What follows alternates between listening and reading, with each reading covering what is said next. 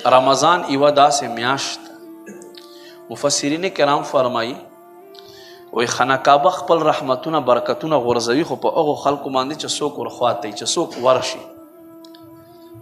بېشماره انوار او برکات دي هلته خانه کعبې خواته چې ورشي خو خانه کعبې خواته هر سړی نشي ورتلی څوک چې قسمت لري هغه ورځي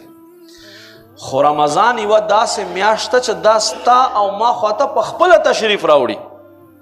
او انوار او برکات تا او ما ته راکوي خو که تا او ما دا انوار او برکات ځان ته غېږ ته کړو او د دې میاشتې قدر وپېژنو د دې میاشتې اهمیت وپېژنو د دې میاشتې عباداتو په خوند باندې مونږ ځان پوه کړو ما عزتمندو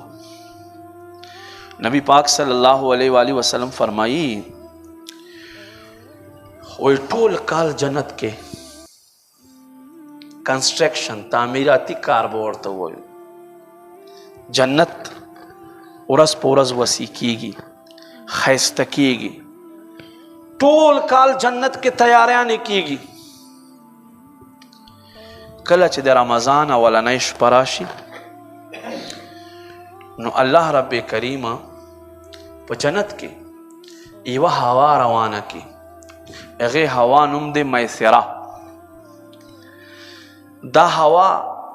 سره ټول جنتی بوټو پاڼې خوځي یوه داسې خوشبوداره هوا چې مرغان هم د رب کریم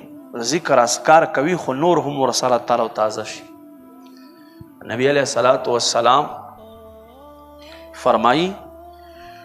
وی جنتی وهرې له خپلو خیمو نه سر را بهر کړي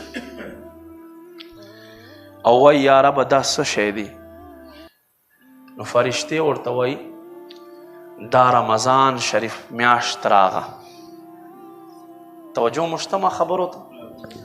په زړه تخته یې ولیکئ دا حدیث شریف جنتی هورې وایي یا ربه